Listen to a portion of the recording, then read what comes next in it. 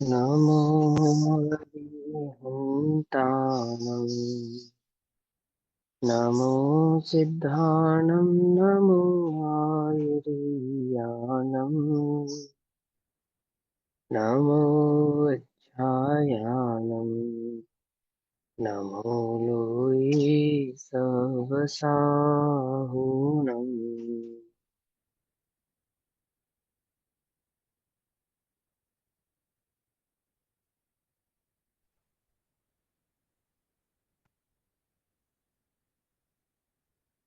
नमः समेसाराय स्वानुभूत्या चिकासते चित्स्वभावाय भावाय सर्वभावान्तरच्छिदे।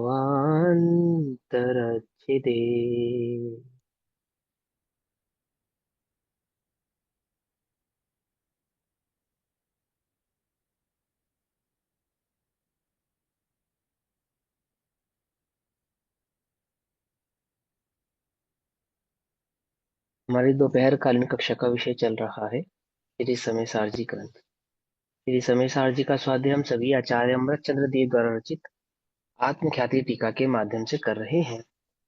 आत्मख्याति टीका समयसार परिशिष्ट पेज नंबर 616। भाव चल रहा है उपाय उपयत्व का। कलश नंबर 265 के बाद आचार्य देव हमको कहते हैं कि इस प्रकार त्यागवाद के संबंध में कहकर अब आचार्य देव उपाय उपय भाव के संबंध में कुछ कहते हैं। उपाय माने कारण भी कह सकते हैं और उपय कार्य को भी कह सकते हैं ना। वो कारण का प्रकट होने का कारण, या यूं कह सकते हैं साध्य साधक भाव कि जिसको आप साध रहे हैं तो किसको साध रहे हैं, तो वस्तु स्वरूप को हम साध रहे हैं। तो साध्य साधक, साधक माने जो साधा जाए और साध्य माने जिससे साधा जाए। ठीक। उपाय उपय भाव, जिसके उपाय से उस वस्तु स्वरूप की प्राप्ति की जाए, उपय की प्राप्ति की जाए। सबसे पहले उपाय उपय भाव के संबंध में देखो नीचे फुटनोट पे क्या लिखा है। उपय अर्थात प्राप्त करने योग्य, जिसको आपने प्राप्त करना है, और उपाय प्राप्त करने योग्य जिसके द्वारा प्राप्त किया जावे, जिससे प्राप्त किया जाए उसको उपाय। जैसे आपने सुना कि बहुरूपणी विद्या सिद्ध की रावण ने, पढ़ा पद्म पुराण में, कैसे की, तो मंत्र द्वारा, मंत्र के उपाय द्वारा और बहुरूपणी विद्या को सिद्ध किया, उपयत। ऐसे ही रत्नत्रय के द्वारा और वस्तु स्वरूप को अजन्य सिद्ध भगवान सिद्धत्व अवस्था को प्राप्त किया। तो रत्नत्रय हो गया उसका मार्ग, जिसको हमने कहा उपाय, और सिद्ध अवस्था हो गई उपय अर्थात जिसकी हुई प्राप्ति। तो उपाय उपय भाव समझ में आ गया। उपाय माने जैसे कहते हैं उपाय करो, उपाय करो मतलब कि पुरुष कोई कार्य करो, कोई पुरुषार्थ करो, उपाय करो, प्राप्ति करने के लिए उपाय करो। और उपयत्व अर्थात जिसको हमने प्राप्त करना है, जिसकी हमें प्राप्ति करनी है। तो मोक्ष मार्ग में रत्नत्रय के द्वारा सिद्धत्व की प्राप्ति की जाती है। तो वो है रत्नत्रय, तो क्या हो गए, उपाय हो गए। और सिद्ध अवस्था क्या हो गई, उपयत भाव हो गई, है ना। सम्यक दर्शन क्या है, उपाय। उपाय है, उपयत है। हाँ। उपेय और होगा। उपयत नहीं, उपयत सम्यक सम्यक दर्शन है, दर्शन। उपाय। हाँ उपाय है। उपेय और क्या होगा? आत्मानुभूति, अरिहंत अवस्था का। आत्मानुभूति, अरिहंत आत्मानुभूति अवस्था उपयत्व है। उपेय। आत्मानुभूति उपयत्व है। ठीक है, चलो। अब यहाँ कहते हैं आत्मा तो ज्ञान मात्र है, एक ज्ञान गुण वाला है, ऐसा नहीं। अनंत असंख्यात, अनंत गुणात्मक होता हुआ, असंख्यात प्रदेशी होता हुआ एक ज्ञान मात्र भाव है। ये भाव हमें अभी तक यहाँ पर समझ में आया हमारी पिछली कक्षाओं में। अब यहाँ से धारा ये चलेगी कि उस एक ज्ञान भाव में ही उपाय और उपयत दोनों भाव कैसे समाहित होते हैं, क्योंकि आत्मा को आप ज्ञान मात्र कह रहे हो। तो उस ज्ञान मात्र भगवान आत्मा को प्राप्त करना है, तो प्राप्त करने का उपाय क्या है, ज्ञान को प्राप्त करने का उपाय।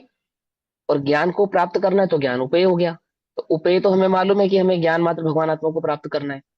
तो जिसको आप चैतन्य मात्र भगवान कहते हो, या ध्रुव दृष्टि वाला ध्रुव भगवान आत्मा कहते हो, या आत्मा कहते हो, या पुरुष कहते हो, वो तो हमारा उपेयत्व भाव है। ये तो हमें समझ में आ गई बात, ज्ञान जिसका लक्षण है। ठीक। तो उसको प्राप्त करने का उपाय क्या है, उपेय क्या है, आत्मा। उसको प्राप्त करने का उपाय क्या है? उपेय क्या है? सुख, उसको प्राप्त करने का उपाय क्या है? उपेय है सिद्धत्व, उसको प्राप्त करने का उपाय क्या है? आ गई बात समझ में? तो उस उपाय की बात यहाँ पे चल रही है। आत्म वस्तु को ज्ञान मात्र होने पर भी, ज्ञान मात्र होने पर भी, एक ज्ञान भाव होने पर भी उसे उपाय, उपेय भाव, अर्थात उपाय उपेयपना है ही। क्या कहते हैं?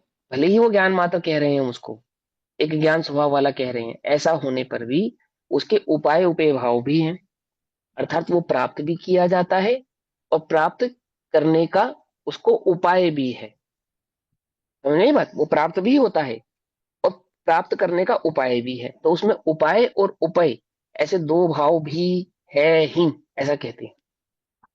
क्योंकि वह एक होने पर भी, एक ज्ञान भाव होने पर भी, दो भाव नहीं है ना उसमें, तो एक उपाय उपाय में तो क्या हुआ? एक उपाय हुआ, मंत्र तो उपाय हुआ, और सिद्ध जो प्राप्ति करी वो उपेय हुआ। रत्नत्रय तो उपाय हुआ और सिद्धत्व की प्राप्ति तो उपेय हुई।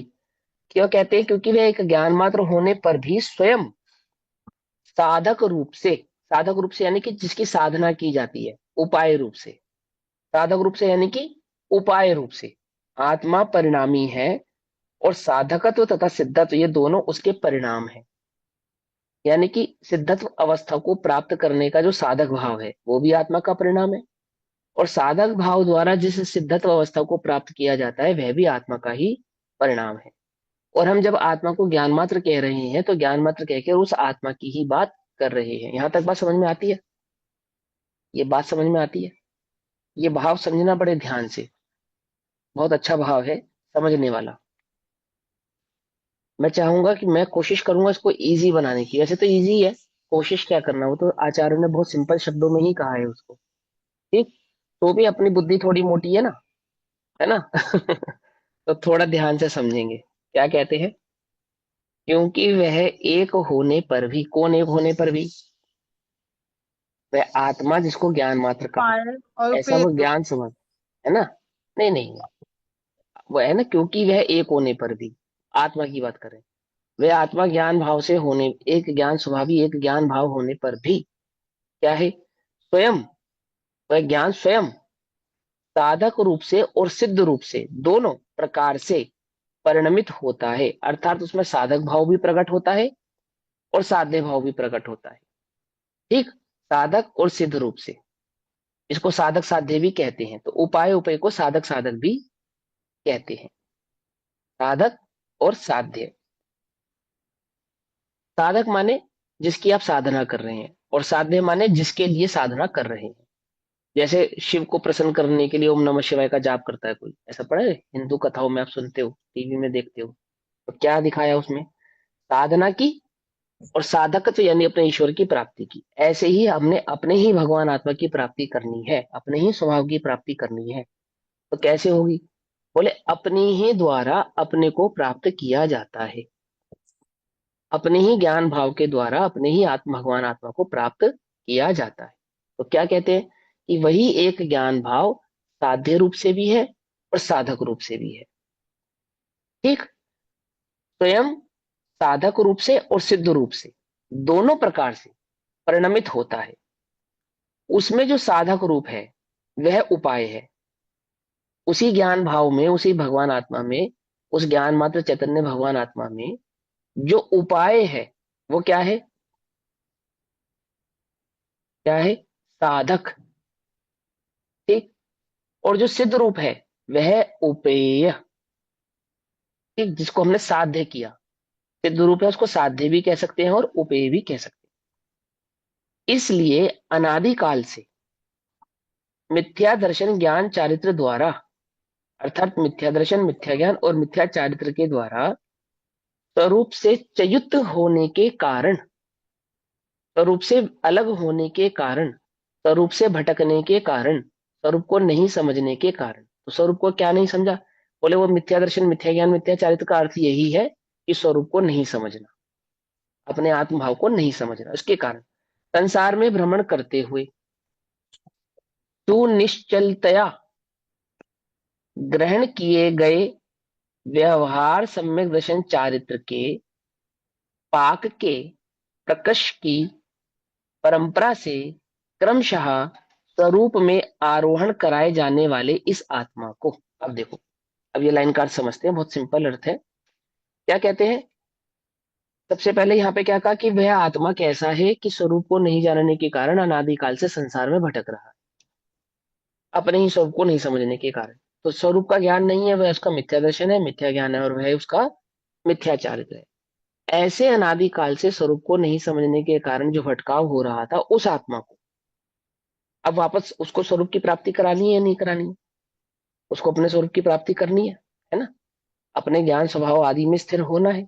मिथ्या दर्शन, मिथ्या ज्ञान और मिथ्या चारित्र का अभाव करके सम्यक दर्शन, सम्यक ज्ञान और सम्यक चारित्र प्रकट करना है। तो क्या करना है उसको? कैसे प्रकट होगा? तो निश्चलतया ग्रहण किए गए, अर्थात बिना बिना छल ग्रहण किए गए और निश्चलता पूर्वक, बिना चंचलमान हुए बिना, चंचलायमान हुए बिना, है ना? तो निश्चित प्रकार से, सही प्रकार से, ठीक प्रकार से क्या करा? अपने को स्थिर किया। तो निश्चलतया, सम्यक प्रकार से अपने को निश्चल किया। उस क्या निश्चल किया? क्या ग्रहण ग्रहण किए गए, ग्रहण किए गए अर्थात समझे गए, जाने गए, उनको साधन रूप से प्रकट किया गया। क्या था वो साधन रूप से प्रकट किया गया, ग्रहण किया गया? व्यवहार सम्यक दर्शन चारित्र के पाक से। अब ये व्यवहार सम्यक दर्शन चारित्र क्या है? कि वस्तु स्वरूप को जो उसने प्रमाण के द्वारा समझा, अर्थात द्रव्य के आधार से समझा, गुण के आधार से समझा और पर्याय के आधार से समझा, अपने स्वरूप को, अपने स्वरूप से चयित हो गया था। तो अपने स्वरूप से चयित होने के कारण क्या हो रहा था? मिथ्या दर्शन, मिथ्या ज्ञान, मिथ्या चारित्र के कारण संसार में परिभ्रमण हो रहा था। तो सबसे पहले तो क्या किया गया? उसको उसके स्वरूप की खबर कराई गई। तो कैसे स्वरूप खबर, स्वरूप की खबर कैसे कराई गई? कि व्यवहार सम्यक दर्शन चारित्र। तो व्यवहार सम्यक दर्शन चारित्र मतलब आत्मा तत्व क्या है, उसका स्वरूप कैसा है, उसमें कितने प्रकार के गुण हैं, वह परिणमान किस प्रकार से करता है, ऐसा उसको भली प्रकार से पहले समझाया, है ना? तो उसको देव शास्त्र गुरु के माध्यम से और रत्नात्रय के स्वरूप को, दर्शन ज्ञान चारित्र को द्रव्य गुण पर्याय के आधार से समझाया। तो उसने ग्रहण किया, वस्तु स्वरूप को उसने ग्रहण किया। ओहो, मेरा स्वरूप कैसा है? मैं तो समझ रहा था मैं शरीर हूँ, तो मैं शरीर से भिन्न एक आत्मा हूँ। और वो आत्मा कैसा है? तो उस आत्मा के स्वरूप को अनंत गुणात्मक और एक ज्ञान मात्र भाव होने वाला, है ना, ऐसे स्यादवाद से उसने वस्तु स्वरूप को निर्णय किया ज्ञान में अपने। तो निश्चलता पूर्वक, सही प्रकार से उस व्यवहार सम्यक दर्शन को ग्रहण किया। फिर क्या हुआ? सम्यक दर्शन ज्ञान चारित्र के पाक के प्रकृष्ट की परंपरा से, क्योंकि वस्तु स्वरूप कैसे समझ में आएगा उसको? कल रात की कक्षा में भी समझाया था ना, जब बाबूजी ने बात बताई थी, क्या समझाया था? कि बिना आगम के अध्यात्म समझ में नहीं आएगा, है ना? ये बात पक्की है कि बिना निश्चय के व्यवहार प्रकट नहीं होगा। लेकिन वस्तु स्वरूप को समझने के लिए मलेच्छ को पहले मलेच्छ भाषा में वस्तु स्वरूप समझाया जाता है, और वस्तु स्वरूप समझ में आ गया तो वही मलेच्छ आर्य कहलाता है। पकड़ में ही बात नहीं? पकड़ में ही? मलेच्छ आर्य कब कहलाता है और आर्य मलेच्छ कब कहलाता है? वस्तु स्वरूप नहीं समझ में आवे तो मलेच्छ, और वस्तु स्वरूप समझ में आवे सो आर्य। अर्थात आगम की परिपाटी में आगम और अध्यात्म के भेद को जो भली प्रकार से समझे उसको कहा आर्य, और जो आगम और अध्यात्म के भाव को भली प्रकार से नहीं समझे उसको कहा मलिच्छ। तो वह अध्यात्म में आगम को और आगम में अध्यात्म को मिलाता है। आई बस समझ में? तो क्या कहा? वो आगम तो के हो गया अंदर मलिच्छ। हाँ, आगम के अंदर नए प्रमाण सारे आ जाएंगे। सभी और आते हैं। अध्यात्म के अंदर ध्रुव की दृष्टि वाला, हाँ, ठीक। दृष्टि का।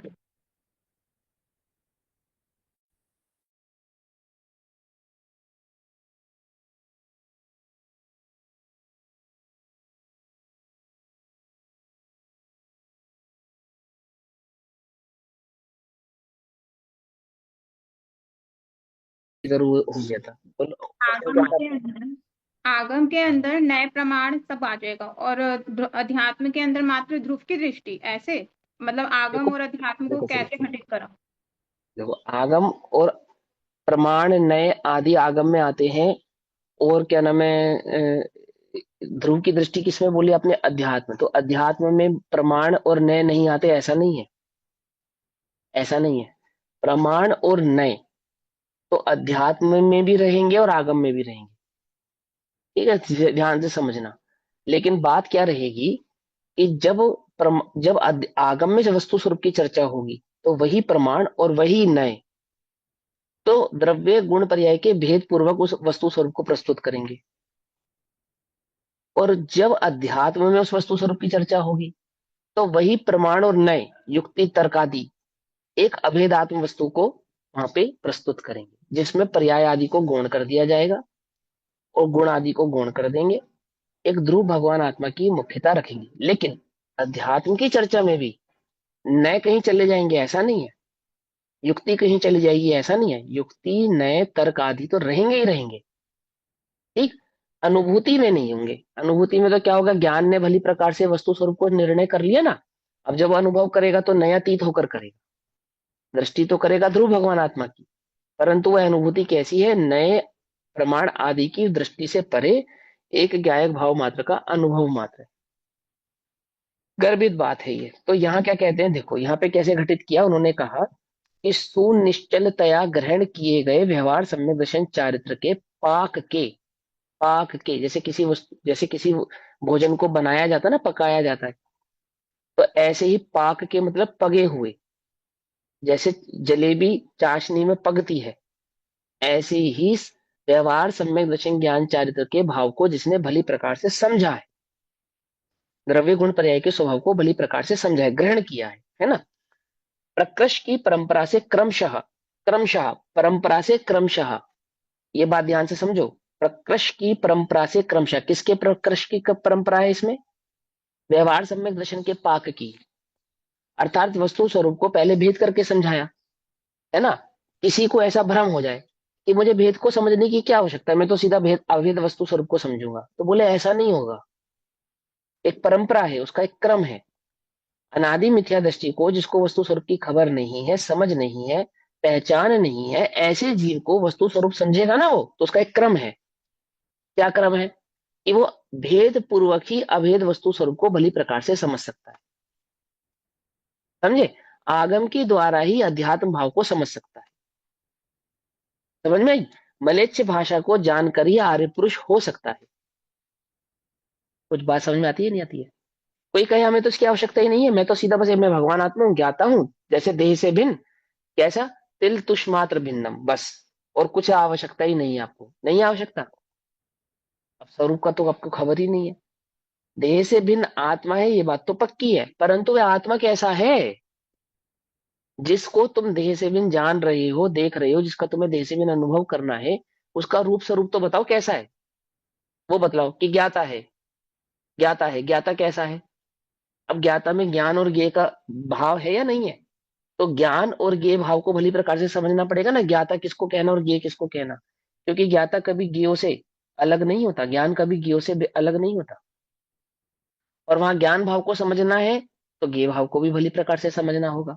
नहीं तो क्या भ्रम खड़ा होता है, ज्ञेयों के अभाव में ज्ञान की सिद्धि मानता है, अथवा ज्ञान के अभाव में ही ज्ञेयों का अभाव मानता है। ऐसा करता है या नहीं करता है ना। कि मुझे कुछ जानने में नहीं आएगा तो आत्मा जानने में आएगा, ऐसा है ना। तो वो सियादवाद के 14 कलशों में इस स्वरूप को भली प्रकार से हमने समझा। तो आचार्य देखो क्या कहते हैं कि व्यवहार सम्यक दर्शन चारित्र के पाक के प्रकृष की प्रकृष माने सही प्रकार से, उत्तम प्रकार से, भली प्रकार से, परंपरा से, उसके ठीक प्रकार की जो परंपरा है ना, परंपरा, परंपरा से क्रमशः क्रमशः स्वरूप में आरोहण कराए जाने वाले इस आत्मा को, स्वरूप में आरोहण, आरोहण माने बिठाए जाने वाले इस आत्मा को, समझाए जाने वाले इस आत्मा को, स्वरूप का अनुभव कराए जाने वाले इस आत्मा को कौन सा क्रम बताया, व्यवहार सम्यक दर्शन के क्रम पूर्वक। और क्या है ये, परंपरा है, परंपरा से, है ना।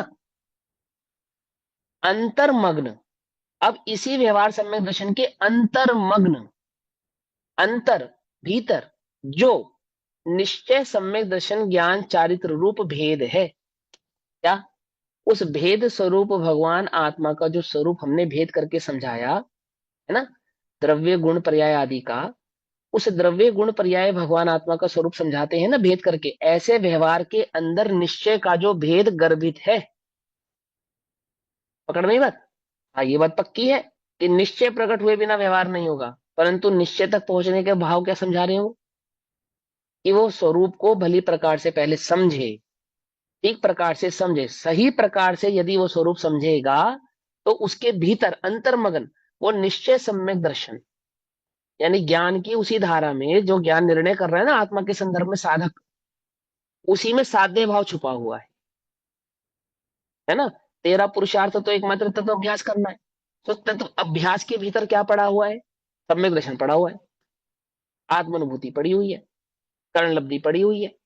कुछ बात समझ में नहीं आई? तत्व अभ्यास के भीतर ही क्या है? कर्ण लब्धि है। तत्व अभ्यास के भीतर ही अंतर्मग्न ही क्या है? सम्यक दर्शन है, आत्मानुभूति है। वो जो तत्व अभ्यास है उसको यहाँ पे व्यवहार सम्यक दर्शन का, और उसके अंतर्मग्न, पकड़ में ही बात, अंतर्मग्न जो निश्चय सम्यक दर्शन चारित्र रूप भेद है, भेद है मतलब माने उसके भीतर जो निश्चय सम्यक दर्शन का स्वरूप पड़ा हुआ है, ऐसा उनके साथ तद्रूपता के द्वारा। किसके साथ तद्रूपता के द्वारा? वो जो व्यवहार सम्यक दर्शन में वस्तु स्वरूप का निर्णय कर रहा है ना, उस निर्णय के अंदर जो निश्चय सम्यक दर्शन का भाव पड़ा है, उस निश्चय सम्यक दर्शन के साथ तद्रूप होकर, उस रूप होकर, है ना, ध्रुव की दृष्टि कर रहा है ना वो, तो ध्रुव के स्वरूप को कैसे समझेगा? द्रव्य गुण पर्याय के स्वरूप को जानकर ही ध्रुव के स्वरूप को समझेगा, और फिर उस ध्रुव के स्वरूप में अपने परिणामों को निमग्न करेगा। देखो आपको ये बात समझाता हूँ ध्यान से, बहुत सिंपल है। आप लोगों ने पढ़ तो लिया ही होगा, रहस्यपूर्ण चिट्ठी पढ़ी या नहीं पढ़ी? है ना, पढ़ी है ना। अब उस रहस्यपूर्ण चिट्ठी में पंडित टोडरमल जी ने से पूछा कि वो आत्मानुभूति का उपाय बतलाओ। तो क्या उपाय बतला रहे हैं वो वहां पे? क्या उपाय बतला रहे बताओ? परिणामों को निमग्न करता है। कहाँ निमग्न करता है? कैसे निमग्न करता है? याद है या नहीं याद है? याद है, भूल गए? निकालो, फटाफट निकालो, 1 मिनट लगेगी, तेजी से निकालो फटाफट। ये भाव तुमको समझ में आ जाएगा तो परिशिष्ट का ये अधिकार जो है सफल हो जाएगा। मैं भी निकाल,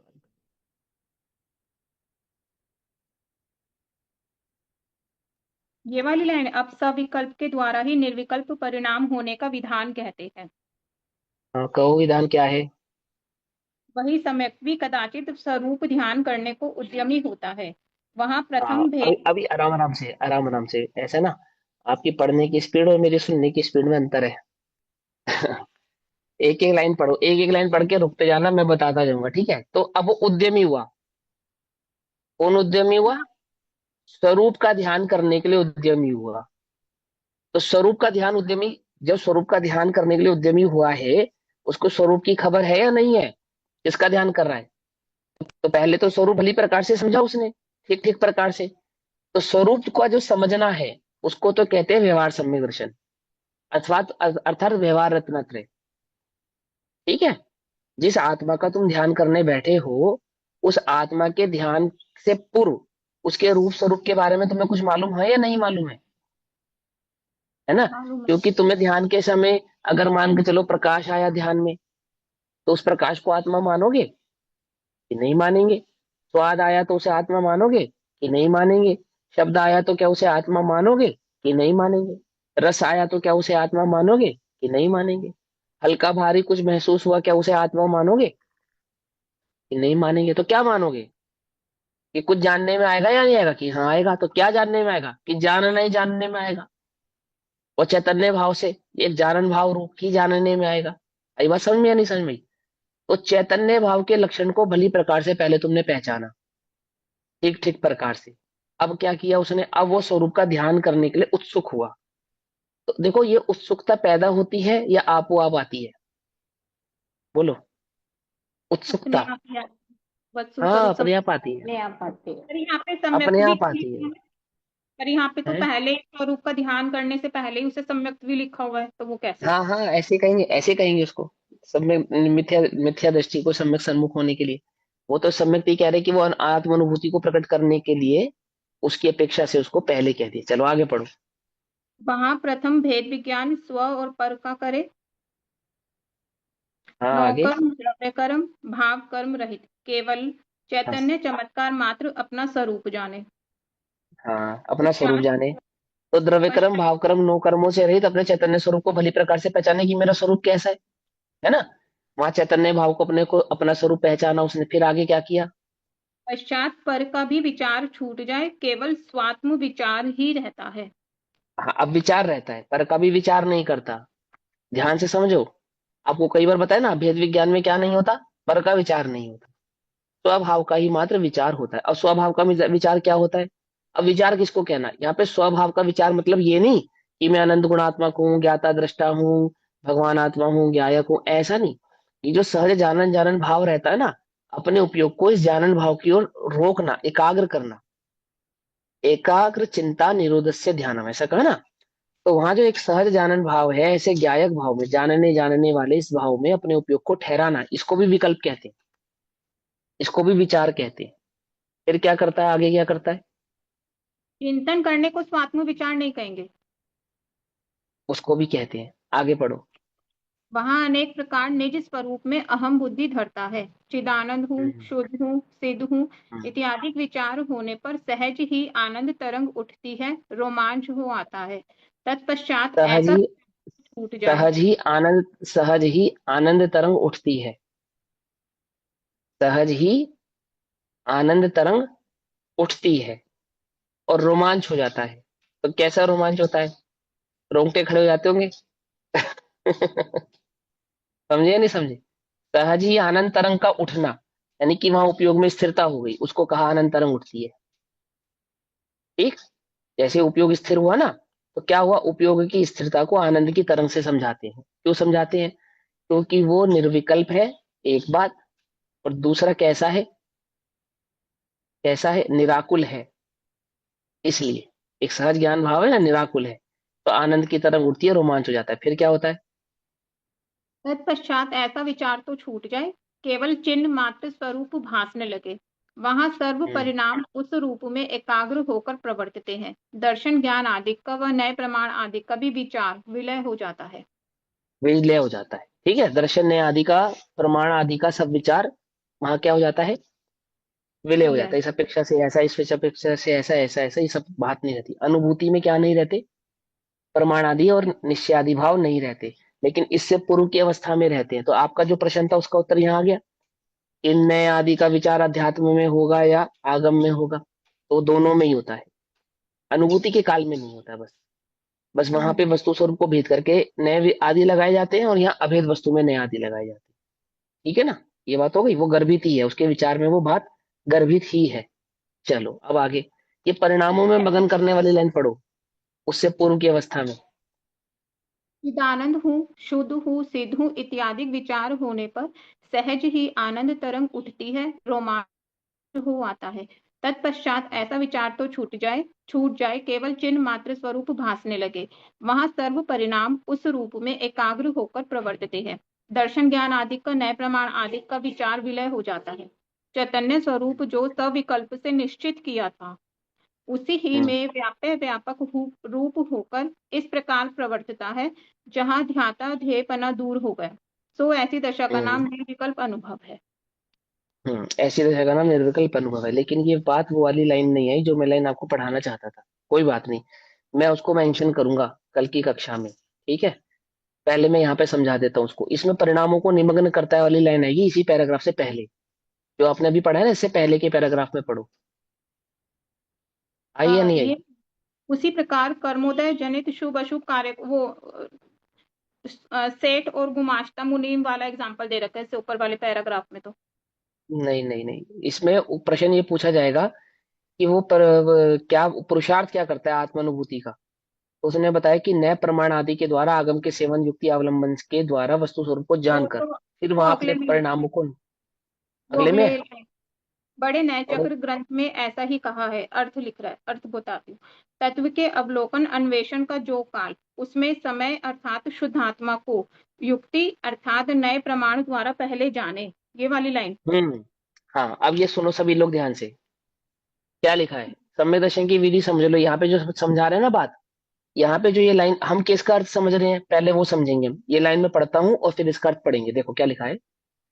तो निश्चलतया ग्रहण किए गए व्यवहार सम्यक दर्शन चारित्र के पाक के प्रकृति की परंपरा से क्रमशः स्वरूप में आरोहण कराए जाने वाले इस आत्मा को अंतर्मग्न जो निश्चय सम्यक दर्शन रूप भेद है उनके साथ तद्रूपता के द्वारा स्वयं साधक रूप से परिणमित होता हुआ, स्वयं साधक रूप से परिणमित होता हुआ।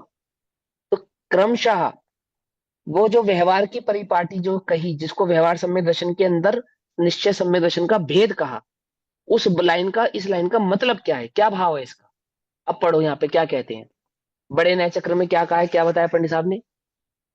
तत्व के अवलोकन अन्वेषण का जो काल, उसमें समय अर्थात शुद्ध आत्मा को युक्ति अर्थात नए प्रमाण द्वारा पहले जाने, पश्चात पहले आराधन के जाने, समय आत्मा को पहले जाने, नए किसके प्रमाण द्वारा द्वारा। जाने, नए और प्रमाण के द्वारा उस आत्मा के स्वरूप को पहले जाने। तो यहाँ पे भी ये बात लिखी ना इन्होंने, क्या लिखा।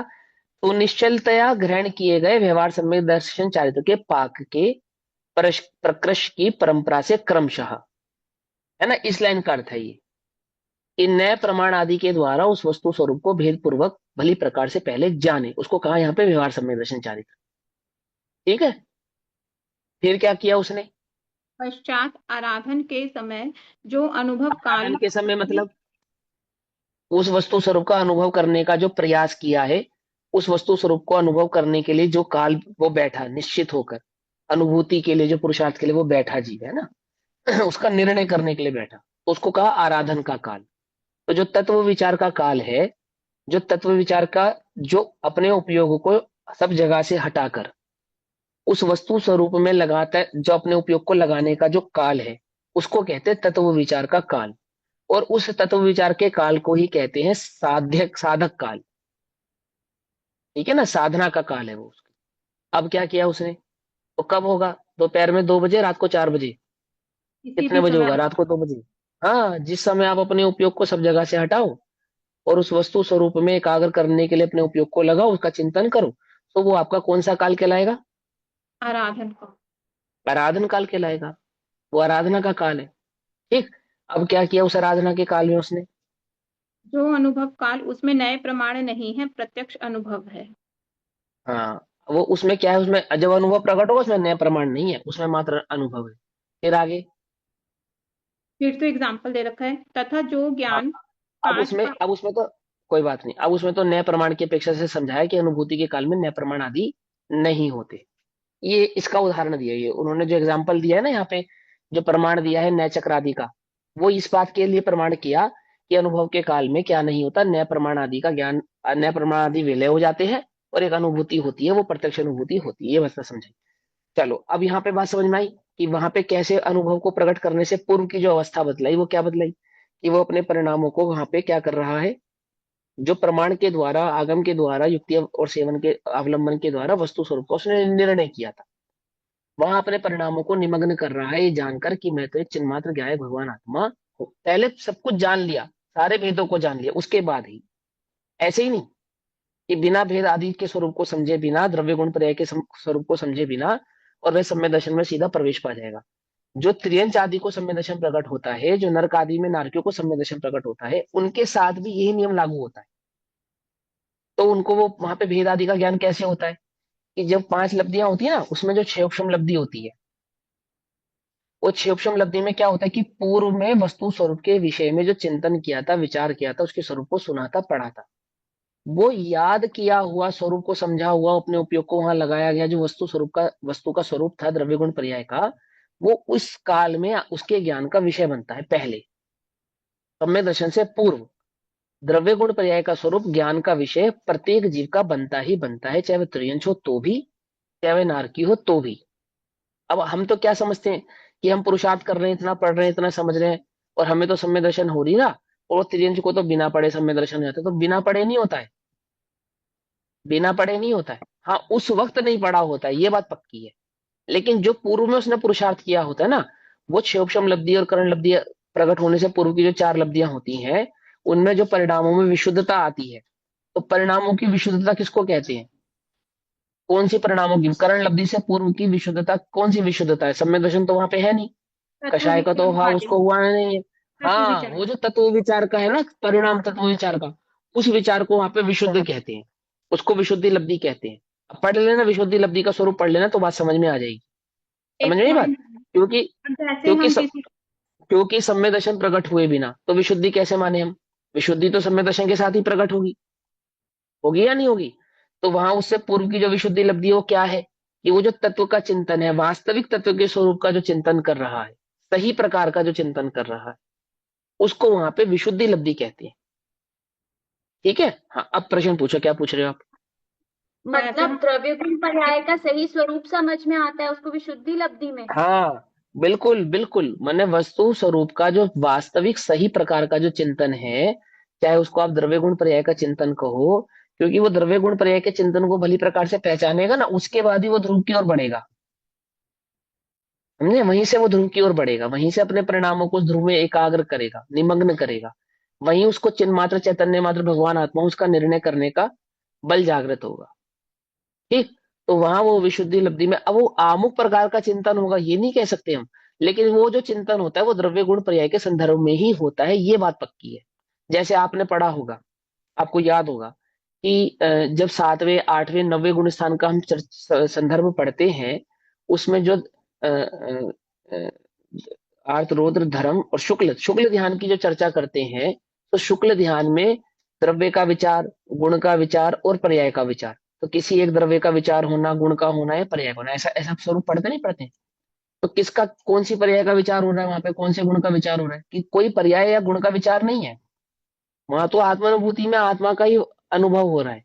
लेकिन वहां मन में उपस्थित जो ये भाव है, वो कौन सा है? वो द्रव्य गुण पर्याय के संदर्भ में ही कोई एक विचार है जो उपस्थित है वहां पर। उस विचार को वे स्वयं नहीं जानते, परंतु वह उपस्थित है। क्यों उपस्थित है? जैसे एग्जाम्पल के तौर पे, बहुत मोटा एग्जाम्पल मैं आपको समझा रहा हूँ, बहुत ज्यादा परिणामों को निमग्न करके किसी बात में अगर हम सोते हैं, तो जब हम सुबह उठते हैं ना, तो सबसे पहला विकल्प हमें कौन सा आता है? जो हमने रात्रि के समय संदर्भ में सोने से पूर्व जो चिंतन विचार कर रखा होता है ना, वही सबसे पहला विकल्प आता है, होता है ना, जनरली होता है। तो इस बीच रात में हम क्या कर रहे थे? कि वो चाहे उपयोग कहीं पे भी था, परंतु भीतर में सब अनकॉन्शियस माइंड जिसको कहते हैं, वहां पे वो विचार, वो थॉट पड़ा हुआ था, जो जागृत अवस्था में तुरंत हमारे ज्ञान का विषय बनता है। ऐसे ही उपयोग जब अंतर्मुखी होता है, स्वसंवेदन का काल में होता है, तो स्वसंवेदन के भाव काल के समय में जो परभाव जिसको कहा, स्व पर प्रकाशक है ना ज्ञान, तो स्व जिस समय स्वानुभव में मग्न है, उस समय वहां पे प्रभाव है या नहीं है? कि है, परंतु उस छद्मस के ज्ञान का विषय नहीं है। तो कौन सा प्रभाव है? कि जिसका उस अनुभव से पूर्व चिंतन हो रहा था, वो प्रभाव वहां पे उपस्थित रहता है। पकड़ में ही बात? नहीं अनकॉन्शियस पकड़ में? माइंड है, वो अनकॉन्शियस अनकॉन्शियस तो, मिथ्या अनकॉन्शियस तो, दृष्टि में होएगा। अनकॉन्शियस तो संसार की भाषा में कहते हैं। अच्छा, ठीक है, हमारे यहाँ पे उसको धारणा कहते हैं, लब्धि। समझे? और आगम की भाषा में एक ही समय पे होने वाले ज्ञान के स्वपर प्रकाशक भाव को समझाते हैं ना, तब वहां उस भाव को समझाएंगे कि जब एक समय की ज्ञान की परे स्वपर प्रकाशक भाव वाली है, तो छद्मस का ज्ञान तो स्वप्रकाशक मात्र है ना, पर प्रकाशक नहीं है ना। ऐसा नहीं होता, पर प्रकाशक तो वहां पे भी है। हाँ, उसके उसके ज्ञान की सामर्थ्य नहीं है कि वो स्व और पर दोनों को एक काल में एक साथ जाने, ये अलग बात है। ठीक है, देखो सुनो, जिस आपकी आंख के पीछे कोई वस्तु है, अभी है या नहीं है? है, वो कहीं चली थोड़ी गई। केवल ज्ञान में तो भले वो सर्वांग सब वस्तुओं को जानेगा। ऐसे ही ज्ञान की पर्याय स्वपर प्रकाशक है, तो कब है? कि केवल ज्ञान प्रकट होने के बाद स्वपर प्रकाशक है, या सदाकाल स्वपर प्रकाशक है? वो तो सदाकाल स्वपर प्रकाशक है। लेकिन छद्मस की योग्यता कैसी है? कि जिस समय उपयोग पराणमुख होता है, तो तब भी मौजूद है, परंतु उसके ज्ञान का विषय नहीं है। और जिस समय उपयोग स्वसन्मुख होता है, पर तब भी मौजूद होता है, ज्ञान की वो पर्याय पर प्रकाशक तब भी होती है, लेकिन वह उसके ज्ञान का विषय नहीं होती। विषय नहीं होती अर्थात उपयोग की अपेक्षा से विषय नहीं होती। अबुद्धि पूर्वक पकड़ में कैसे आया? भैया उसको? अबुद्धिपूर्वक कह सकते हैं, अबुद्धिपूर्वक कह सकते हैं, लेकिन अबुद्धिपूर्वक इसलिए नहीं कह रहा मैं उसको बात को, क्योंकि बुद्धि तो है ना, वहां लगी हुई है ना, उपयोग में तो रूप में लगी हुई है ना, लेकिन वो ज्ञान का ही पर प्रकाशक भाव है। तो वो ज्ञान का जो पर प्रकाशक भाव है, उसको दर्शाता है कर्णन योग। कि वो उस काल में यानी शुक्ल ध्यान के काल में 7वें 8वें 9वें 10वें आदि गुण स्थानों में कौन सा विचार था। तो विचार कैसे हो सकता है, वो तो निर्विकल्प अनुभव है, स्वसंवेदन। परंतु विकल्प है वहां, कहीं गया नहीं है। तो कौन सा है कि वो द्रव्य गुण पर्याय के संदर्भ में कोई एक है। क्यों है, वही क्यों है, क्योंकि अनुभव में प्रवेश करने से पूर्व वो द्रव्य गुण पर्याय का ही चिंतन कर रहा था। तो वो बुद्धिपूर्वक हो रहा था ना, जो हाँ वो द्रव्य गुण बुद्धिपूर्वक होता है। परिवर्तन, वो हाँ वो बुद्धिपूर्वक जो बुद्धिपूर्वक होता है चिंतन वो वो। बुद्धिपूर्वक करेगा, उसी का विचार उसको उसके बाद रहेगा, आत्मानुभव के हाँ बाद बिल्कुल रहेगा। रहेगा। आत्मानुभव के बाद नहीं, आत्मानुभूति के काल में।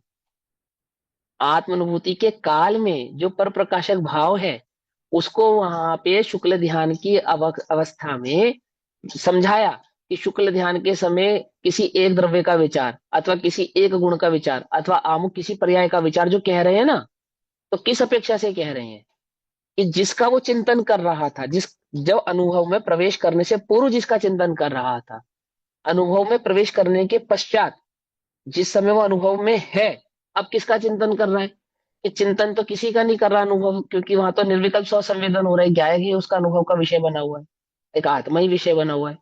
लेकिन वो पर प्रकाशक भाव वहां पे मौजूद है, जो जो भले ही उसके ज्ञान का विषय नहीं है परंतु केवल के ज्ञान का विषय तो है ना। तो केवल ज्ञान की अपेक्षा से समझाया कि वहां पे द्रव्य गुण अथवा पर्याय में से किसी एक का ही विचार या चिंतन वहां पे रहेगा। तो ये जो युक्ति निकाली कि द्रव्य गुण पर्याय का ही क्यों रहेगा, अन्य क्यों नहीं होगा, क्योंकि प्रवेश करने से पूर्व जिसका विचार कर रहा था वही वहां रहेगा, अन्य कोई नहीं रहेगा। और अनुभूति से बाहर आने के बाद तो द्रव्य गुण पर्याय का विचार होता है क्या, तो असंवेदन का जो विकल्प होता है ना, सुख, पहला विकल्प उसका होता है, उसके बाद द्रव्य गुण पर्याय का होता है। कुछ बात समझ में आई या नहीं। अब वो उदयिक भाव है, उसको उदयिक भाव कहते हैं। ये थोड़ा सा सूक्ष्म है, आप लोग कंफ्यूज मत हो, बहुत सिंपल सिंपल बात को समझो। क्या कहते हैं कि एक परंपरा है सम्य दर्शन को प्रकट करने की, निश्चय सम्य दर्शन को प्रकट करने की एक परंपरा है। क्या परंपरा है कि पहले भेद सम्य दर्शन प्रकट होता है, इसको व्यवहार सम्य दर्शन कहते हैं। क्या है वो व्यवहार सम्य दर्शन, अर्थात वस्तु स्वरूप का जो भेद पूर्वक निर्णय किया जा रहा है, वहां द्रव्य गुण पर्याय के स्वरूप को जानकर समझकर अपने परिणामों को जो ध्रुव स्वभाव में निमग्न किया जा रहा है, लगाया जा रहा है, उसको वहां पे व्यवहार सम्य दर्शन कहा। उसकी परंपरा से क्रमशः देखो, इसकी बात चल रही है, इसकी बात चल रही है, जिसने जो स्वभाव से च्युत है उसकी बात चल रही है, नहीं चल रही है। कहा नहीं कहा, क्या कहा,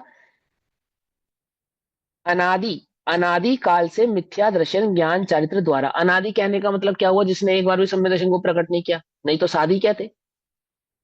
अनादि कहने का मतलब क्या है, जिसने चाहे एक बार सम्य दर्शन प्रकट किया हो उसको तो अनादि मिथ्या दृष्टि नहीं कहेंगे, उसको तो साधी मिथ्या दृष्टि कहेंगे। तो अनादि मिथ्या दृष्टि का मतलब क्या हुआ, जिसने कभी भी सम्य दर्शन प्रकट नहीं किया, खबर ही नहीं है वस्तु स्वरूप की, तो वैसा वो अनादि मिथ्या दृष्टि अनादि काल से मिथ्या दर्शन ज्ञान चरित्र के द्वारा स्वरूप से च्युत होने के कारण संसार में परिभ्रमण करते हुए, है ना। अब क्या हुआ, अब वो परिभ्रमण कर रहा था संसार में, अब उसको श्री गुरु मिले और वस्तु स्वरूप की खबर हुई, उसको पता लगा रे मैं तो दुखी हूं, बेकार बेकार में, मैं तो स्वयं सुख का सागर हूं। तो क्या हुआ फिर कि जैसे ही उसको वो श्री गुरु का शरणा हुआ और वस्तु स्वरूप को समझने की बुद्धि जागृत हुई, तो क्या होता है कि सुनिश्चलतया ग्रहण किए गए व्यवहार सम्यक दर्शन चारित्र के पाक के प्रकृष की परंपरा से क्रमशः, एक, कि पहले उसने द्रव्य गुण पर्याय के स्वरूप को भली प्रकार से समझा, बहुत अच्छे से समझा, अपने उपयोग को योग को उस द्रव्य गुण पर्याय के स्वरूप में भली प्रकार से लगाया, गड़बड़ नहीं की।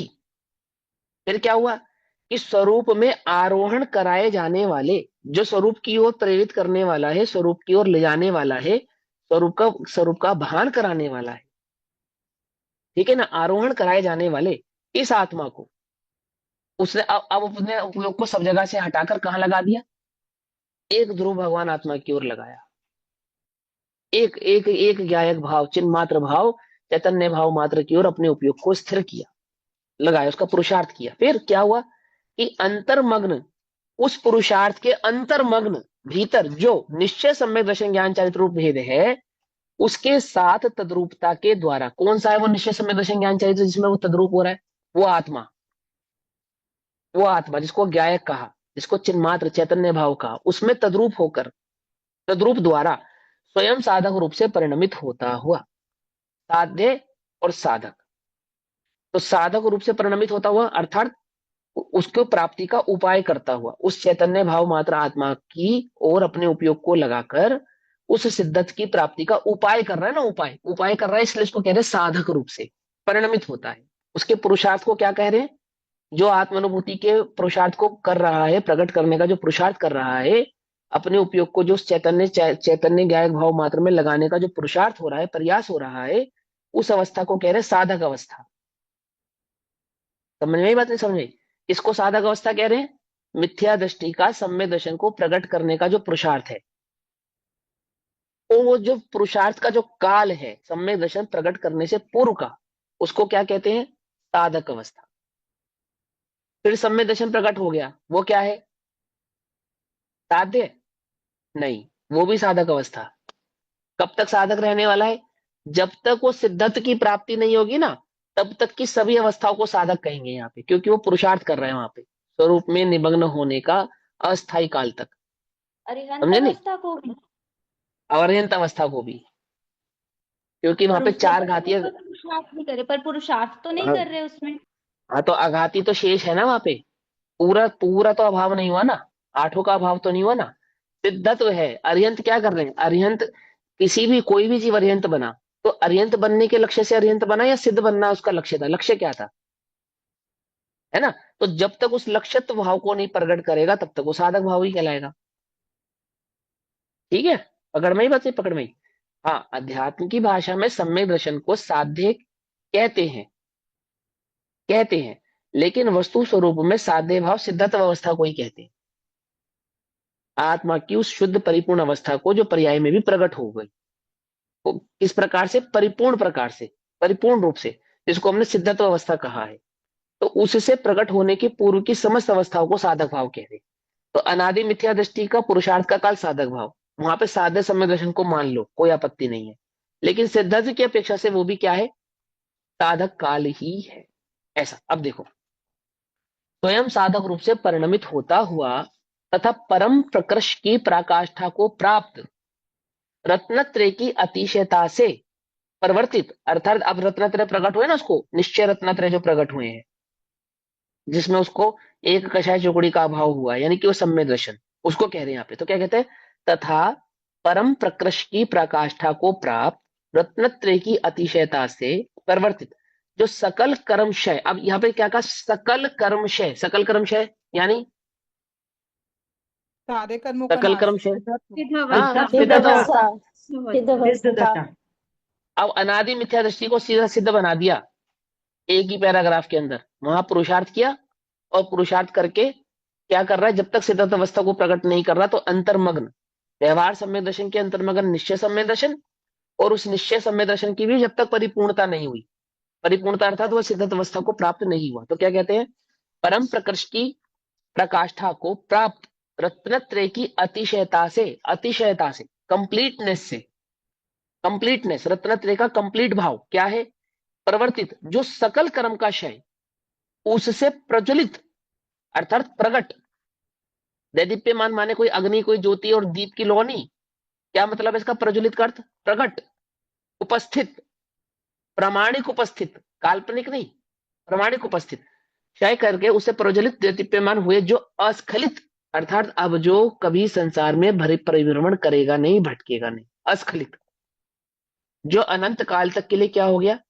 एक रूप स्वरूप में स्थित हो गया, अस्खलित, स्खलन नहीं है वहां पे, अस्खलित, विमल, स्वभाव भावत्व द्वारा अपने ही स्वभाव के भाव को, अपने ही स्वभाव के भाव के पने के कारण, ठीक है ना, स्वभाव भावत्व पने के कारण द्वारा स्वयं सिद्ध रूप से परिणमता, ऐसा एक ही ज्ञान मात्र भाव उपाय उपेय भाव को सिद्ध करता है। क्या कहा? एक ज्ञान भाव उस ज्ञान भाव में स्थित होने का जो प्रयास करता है। कैसे प्रयास करता है? कि ज्ञान भाव मात्र भगवान आत्मा को ज्ञान भाव के द्वारा ही उसके दर्शन ज्ञान चारित्र पर्याय आदि अवस्थाओं को जानता हुआ, दर्शन गुण पर्याय आदि को समझता हुआ, द्रव्य गुण पर्याय भाव को समझता हुआ, और फिर अपने परिणामों को उसी ज्ञान भाव में निमग्न करता है। और निमग्न कब तक करता है, कैसे करता है, कि जब तक आठों कर्मों का, समस्त कर्मों का क्षय नहीं हो जाता और अनंत काल तक के लिए उसी स्वरूप में स्थित नहीं होता, किसी स्वरूप में, उसी ज्ञान भाव में स्थित नहीं हो जाता, ऐसे वह अपने उपाय उपेत भाव को प्रकट करता है, उपेय भाव को सिद्ध करता है। अब देखो भावार्थ, बात समझ में आई? कोई कंफ्यूज तो नहीं हुआ इसके अंदर? कितना सरल है, कोई मुश्किल नहीं है। हाँ, थोड़ी सी भाषा होती है व्याकरण की, तो उसको हम इजी कर लेंगे, कोई बात नहीं। देखो, अब देखो भावार्थ, इतनी बात जो हमें समझ में आई ना, उसको अभी ये भावार्थ में बतलाएंगे। हमारी जो त्रुटि होगी उसको सुधार करेंगे, है ना? अगर हमने गलत समझा होगा तो क्या कहते हैं, देखो, यह आत्मा, यह आत्मा जो मेरे बराबर में बैठी है? इसकी बात कर रहे हैं हम, है?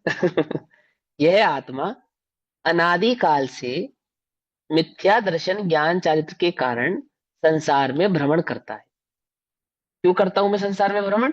मिथ्या दर्शन ज्ञान चरित्र के कारण संसार में भ्रमण करता हूं।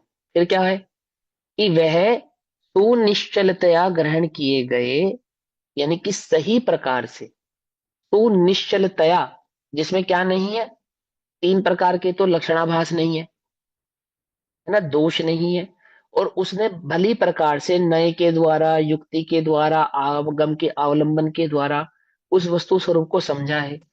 कोई कल्पना नहीं की है, कोई अपनी दृढ़ अकल नहीं लगाई है ना, यहाँ का वहां का कुछ जोड़ तोड़ नहीं किया है। जैसा आचार्य देव ने वस्तु स्वरूप समझाया, वैसा ही उसने वहां पर समझा है। कोई हठाग्रह नहीं, कोई पूर्व का अपने चित्त में बैठा हुआ किसी प्रकार का कोई भाव नहीं। जैसा वो वस्तु स्वरूप आपने हमें समझाया, वो हमने समझा।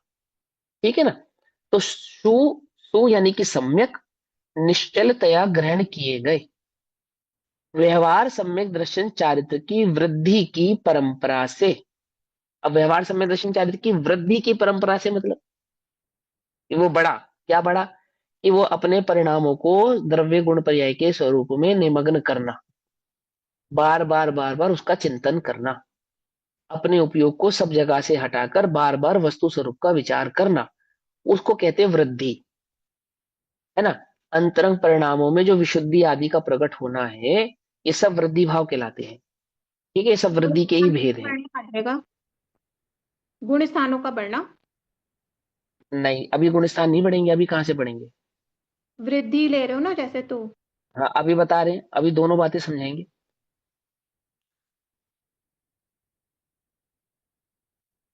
तो क्या कहते हैं, सुनिश्चलतया ग्रहण किए गए, अनादि मिथ्या दृष्टि ने सुनिश्चलतया ग्रहण किया। क्या ग्रहण किया? वस्तु स्वरूप के सही भाव को, सम्यक भाव को ग्रहण किया। अभी देखो, इसके अंदर जो बात समझने वाली है, वो दो बातें समझने वाली है। व्यवहार सम्यक दर्शन और निश्चय सम्यक दर्शन, दो प्रकार के नहीं होते। मैंने सम्यक दर्शन ज्ञान चारित्र व्यवहार कहा और सम्यक दर्शन ज्ञान चारित्र निश्चय कहा, तो दो नहीं होते, एक ही होता है।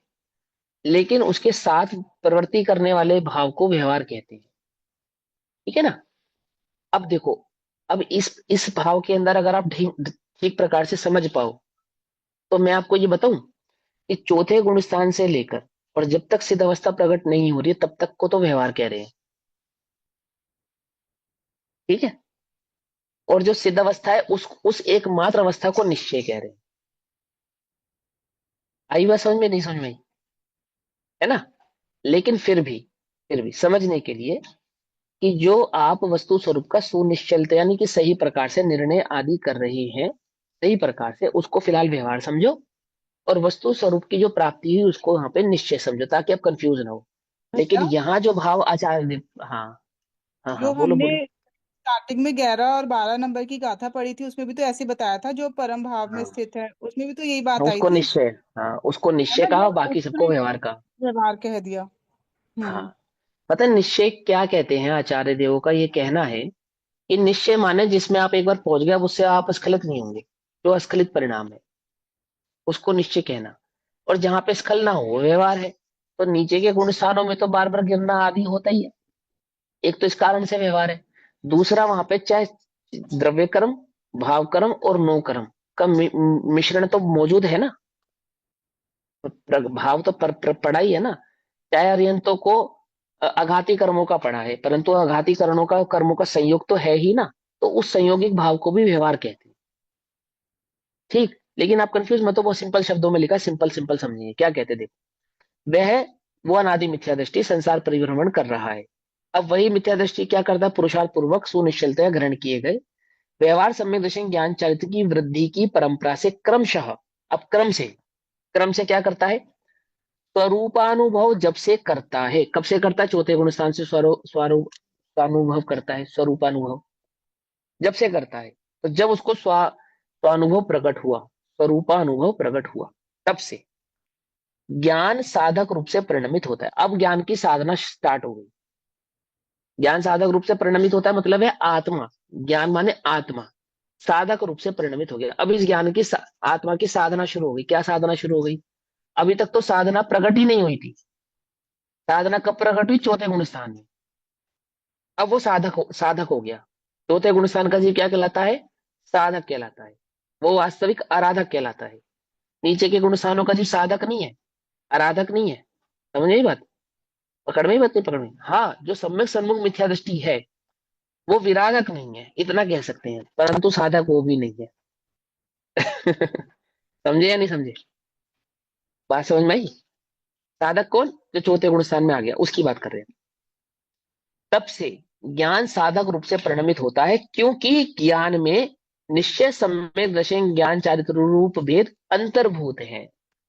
उस ज्ञान में निश्चय सम्यक दर्शन ज्ञान चरित्र क्या है, अंतर्भूत है, यानी वो जो स्वानुभूति है ना, जो वो स्वानुभूति प्रकट हुई, उस स्वानुभूति को तो कहते हैं, जितनी देर वो स्वानुभूति का काल है, स्वानुभव का काल है, उस स्वानुभव के काल को तो कहते हैं निश्चय सम्यक दर्शन ज्ञान चारित्र। और आगे पीछे का जो समस्त काल है वो सारा का सारा व्यवहार सम्यक दर्शन चारित्र। एक बात, दूसरी बात थोड़ा सा और सूक्ष्म करते, थोड़ा सा, कि जब जीव को सम्यक दर्शन प्रकट होता है, स्वानुभव प्रकट होता है, सम्यक दर्शन है स्वानुभव, तो स्वानुभूति के काल में जितने जितना कषाय भाव विद्यमान है या नहीं है।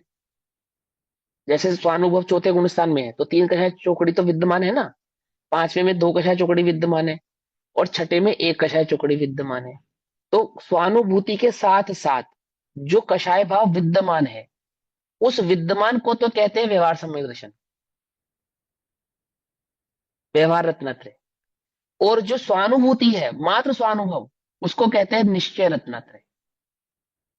पकड़ सराग में ही बात, नहीं चारित्र पकड़ में, कहेंगे ना भैया, सराग हाँ चारित्र सराग है, और हाँ वास्तविक सराग है, चारित्र। हाँ हाँ।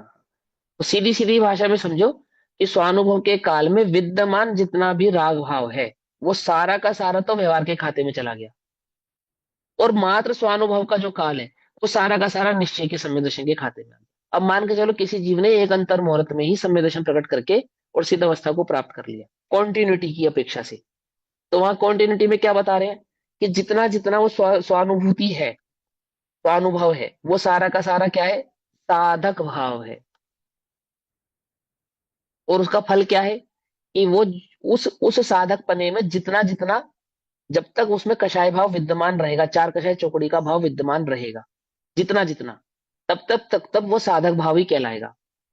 अब उस साधना को करते करते करते करते करते करते क्या आया, एक समय ऐसा आया कि आठों कर्मों का क्षय हो गया, पूर्ण निर्विकल्पता और विलीनता प्रकट हो गई, समल भाव अमल भाव प्रकट हो गया, समल भाव विनाश को प्राप्त हो गया।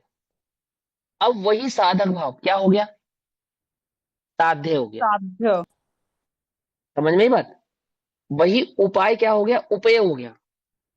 एक ही उपाय, पहले गुण स्थान से चौथे गुण स्थान में जाने का जो उपाय है क्या है, स्वानुभव। तो वो उपाय करता, अब वही उपाय क्या है, उसी उपाय के द्वारा कहा कहा जाएगा, वो सिद्धत्व को प्रकट करेगा। तो पांचवें गुण स्थान में भी वही उपाय है, छठे गुण स्थान में भी वो उपाय है, सातवें गुण स्थान में भी वो उपाय है, समस्त गुण स्थानों में वो क्या है, उपाय है, उपाय है, उपाय है, उपाय है, उपाय। अब गुण स्थान अतीत हो गया, तो वही उपाय भाव क्या हो गया, उपेय हो गया, वही सिद्धत्व को भाव को प्रकट हो गया। पकड़ में आई बात, नहीं पकड़ में आई। वही अनुभव अब जो अनादि काल तक के लिए स्थिर हो गया, सभी प्रकार के मल भाव को त्याग कर, अलग कर कर, विलग कर कर। तो जब तक वही भाव मल सहित था, कर्म के रज के मल के साथ था, तो वो तो साधक भाव था। और जब वही भाव सभी प्रकार के कर्मों से विलीन अलग होकर एक शुद्ध भाव में प्रकट हो गया, तो वही साधक भाव क्या हो गया, साध्य हो गया, यानी सिद्धत की प्राप्ति वाला भाव हो गया। पकड़ में ही बात, नहीं पकड़ में, समझ आई। तो रोज आंटी जी समझ रहे हो, है ना। भावार्थ तो मैं पढ़ के बताऊंगा क्योंकि समय हो गया इसलिए नहीं पढ़ा हाँ मैंने, जी, पर मैं हाँ चार हाँ भाव भैया, समझा। बिल्कुल है ठीक ना। है, यही वही हो वो जाता है, इससे तत्व को प्राप्त होता है वही तो वो भाव, साध्य हाँ, हो जाता है। वही साध्य कहलाता है। तो बिल्कुल, इसको कहा साधक और कि उसके साध्य एक एक ही भाव है। को एक ही हो हम्म, जाती है। हम्म। उसी साध्य और साधक भाव को, अथवा इसी ही उपेय उपयत भाव को क्या कहा कि दो नहीं एक ही है। एक वो ज्ञान भाव मान धारा, ज्ञान धारा कहो, चाहे स्वानुभूति कहो, चाहे स्वानुभव कहो, चाहे स्वसंवेदन कहो। ठीक, वो बात यहाँ पर समझाएंगे। तो अभी तो समय हुआ, इसकी चर्चा हम कल करेंगे। तब तक के लिए सभी को जय जिनेन्द्र। ओम नमः सिद्धेभ्यः। निज निधि निज में बताई यह अनंत उपकार, उसके लिए जिनवाणी माँ को वंदना शत नमः।